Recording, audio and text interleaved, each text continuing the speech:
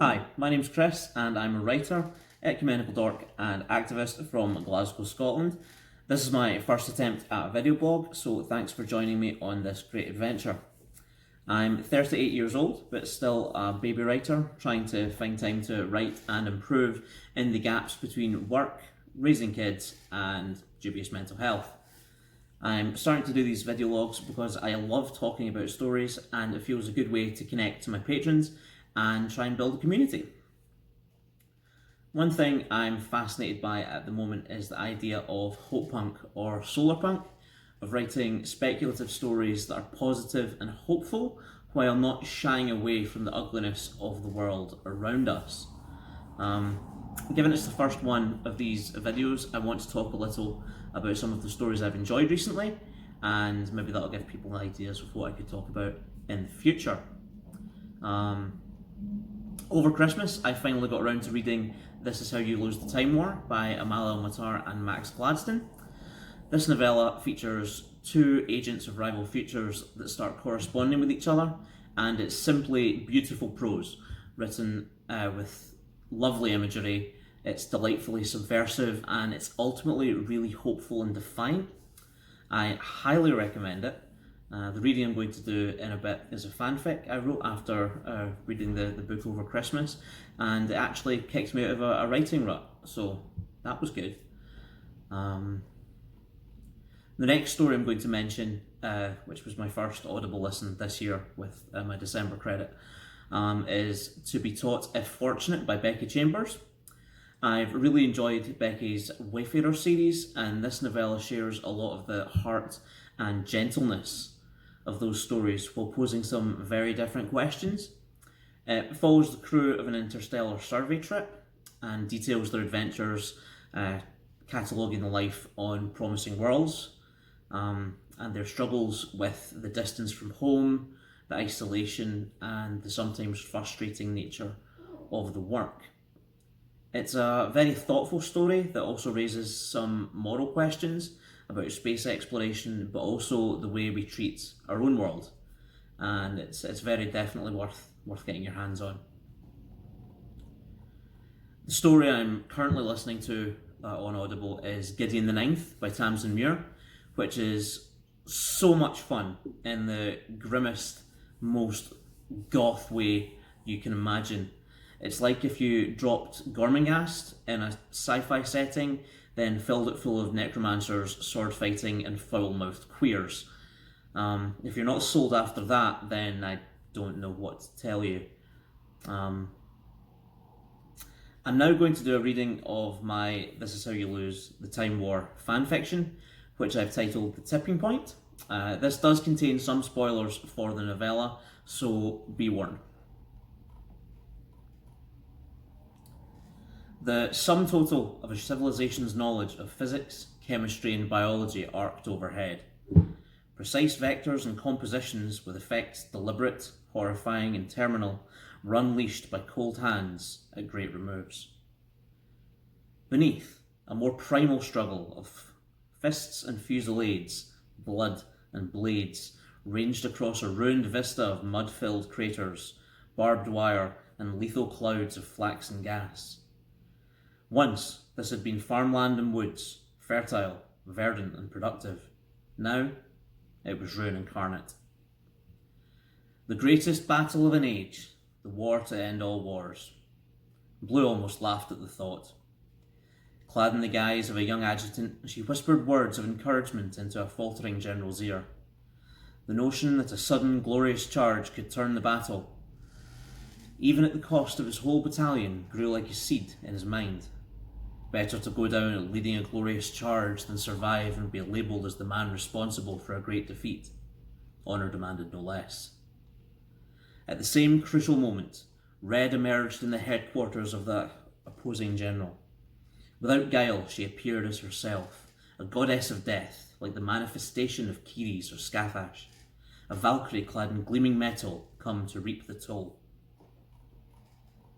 The general barely had time to register Red's arrival before she cut him down, her weapons folding out of her form, their sheer metallic surfaces soon drenched in shades carmine as she extinguished all life in the room in a ballet of violence.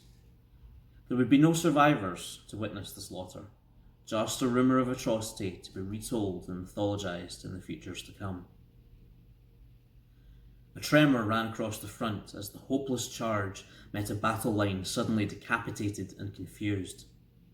The battle tipped from a crushing win for one side to a Pyrrhic victory for the other, deftly twisting the future into a new path. Red and Blue surveyed their handiwork and made to step away from this strand, fleeing before the agents of their former allegiances. As they did so, an artillery shell exploded high above the battlefield. Unseen by any others, the seemingly random scattering of shell, shot, and smoke spelled out a message.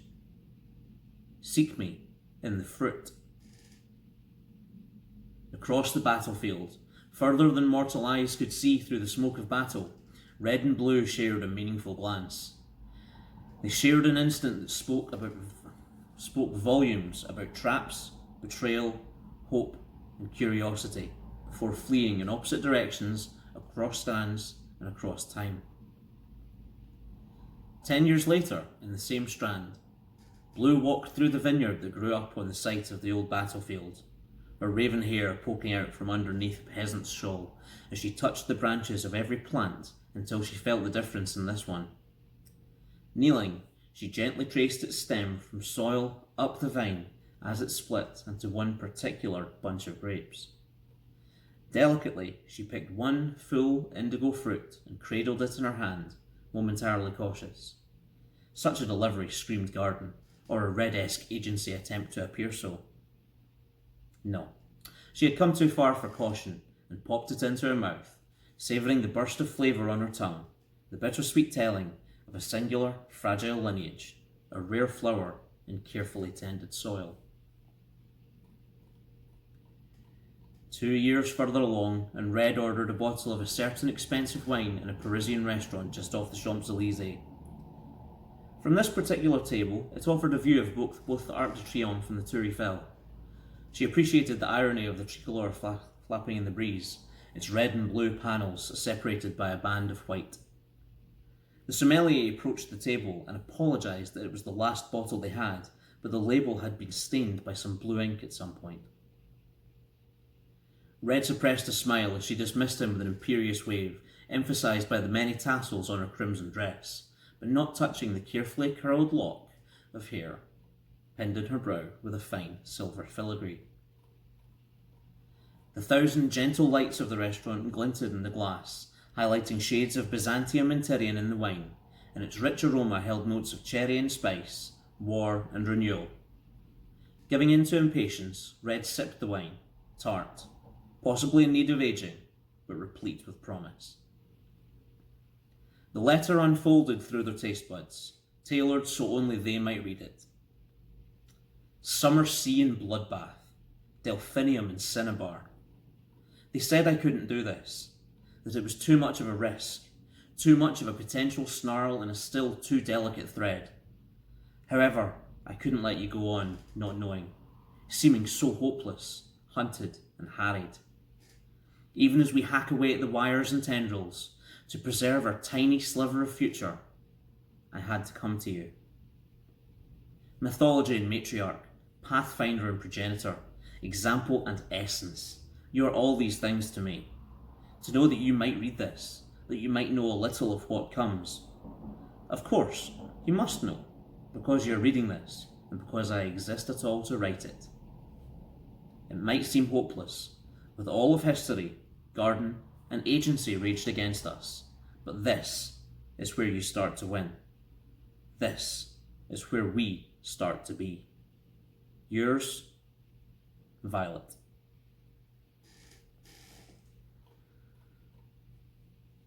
Okay, I hope you enjoyed that. That's all. So if you've enjoyed this video or you enjoy my writing, please drop a like or subscribe. and consider supporting me via Patreon or Ko-fi at the links in the description below.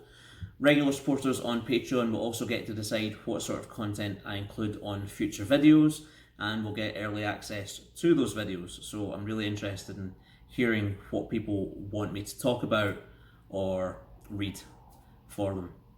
A big thanks to Morag H, Alistair, Annalie, Crow, Ross, Charlie, Susie and Morag L for their ongoing support.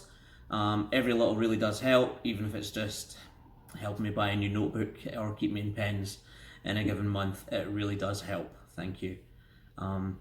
I'll see you next month. Keep reading, stay nerdy, and be kind. Always. Cheers.